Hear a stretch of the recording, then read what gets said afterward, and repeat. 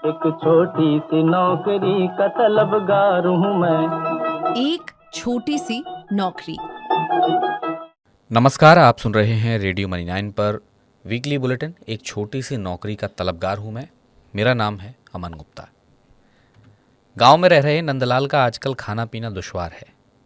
ऐसा नहीं है कि घर में कोई खाने की समस्या है, लेकिन एक खबर है जिसकी वजह से वो इतने चिंता में है कि उनकी भूख मर गई है। कुछ दिन पहले वो अपने गांव के प्रधान के पास गए थे तो पता चला कि सरकार ने मनरेगा का बजट घटा दिया है। पिछले साल मनरेगा का बजट था 73,000 करोड़ रुपए और इस बार ये सिर्फ 60,000 करोड़ रुपए रह गया है। अब वो परेशान है कि उनके घर का खर्च कैसे चलेगा। वैसे तो मनरेगा में 100 दिन का रोजगार मिलता है, लेकिन इस साल बस 40 दिन का ही काम मिला था।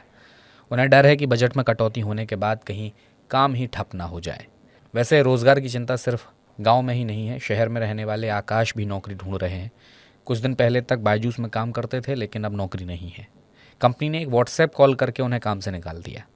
कंपनी ने सिर्फ आकाश को ही नहीं बल्कि उनके जैसे 1,000 कर्मचारियों को बाहर का रास्ता दिखाया है। जानी मानी टेक कंपनी इन्फोसिस ने भी अपने 600 कर्मचारियों को निकाल दिया है।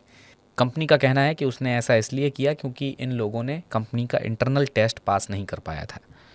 अमेरिकी टेक कंपनी जूम भी दुनिया भर से अपने 1,300 कर्मचारियों को काम से निकालने वाली है।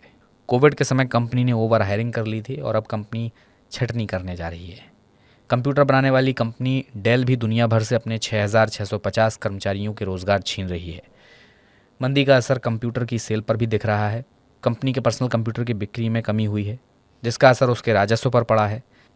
इसलिए वैश्विक मंदी के संकेतों के बीच सभी कंपनियां अपनी लागत कम करने में लगी हैं और इसका असर लोगों की नौकरियों पर दिख रहा है। और सिर्फ ये 2-3-4 कंपनियों का ही हाल नहीं है। दुनिया में 288 से ज़्यादा टेक कंपनियों ने हर रोज़ औसतन 3,300 कर्मचारियों को बाहर निकाला है। सिर्फ जनवरी में करीब 1 लाख कर्मचारियों को टेक कंपनियों ने बाहर का रास्ता दिखाया। भारत में आईटी सेक्टर में हायरिंग भी कम हुई। भारत के आईटी सेक्टर में पिछले साल के मुकाबले इस साल जनवरी में 25% कम हायरिंग हुई। पिछले साल जनवरी में टेक में 2,73,000 नौकरियां मिली थीं, लेकिन इस साल ये घटकर सिर्फ 1,12,000 रह गई हैं।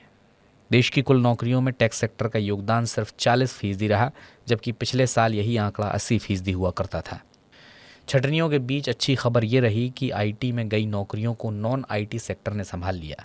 पिछले साल के मुकाबले इस साल जनवरी में सभी सेक्टर में नौकरी मिलने के मामले में 2% का उछाल देखा गया। इसकी वजह से जनवरी के महीने में नॉन आईटी सेक्टर में दहाई के अंकों में ग्रोथ दिखी। हायरिंग के मामले में इंश्योरेंस सेक्टर में 93%, ऑयल इंडस्ट्री में 55%, हॉस्पिटैलिटी सेक्टर में 53%, बैंकिंग सेक्टर में 37% और रियल एस्टेट में 31% की बढ़त रही। वैसे छटनियों के बीच कुछ नौकरियों के मौके भी हैं। अगर आप भी आकाश की तरह नौकरी की तलाश में हैं तो एयरबस में आपके लिए नौकरी का मौका है। एयरबस 13,000 से ज़्यादा लोगों को नौकरी देगा। कंपनी 13 से 17 जनवरी के बीच एरो इंडिया नाम से बेंगलुरु में एक इवेंट आयोजित करने जा रही है और इसी में इंजीनियरिंग आईटी प्रोफेशनल्स की वो भर्ती करेगी। पीडब्ल्यूसी इंडिया में भी 5 साल में 30,000 नौकरियों के मौके होंगे। इससे भारत में काम कर रहे कंपनी के कर्मचारियों की संख्या बढ़कर 80,000 हो जाएगी। टीम लीज की एक रिपोर्ट में यह भी बताया गया है कि वित्त वर्ष की चौथी तिमाही में नौकरी का बाजार कैसा रहेगा।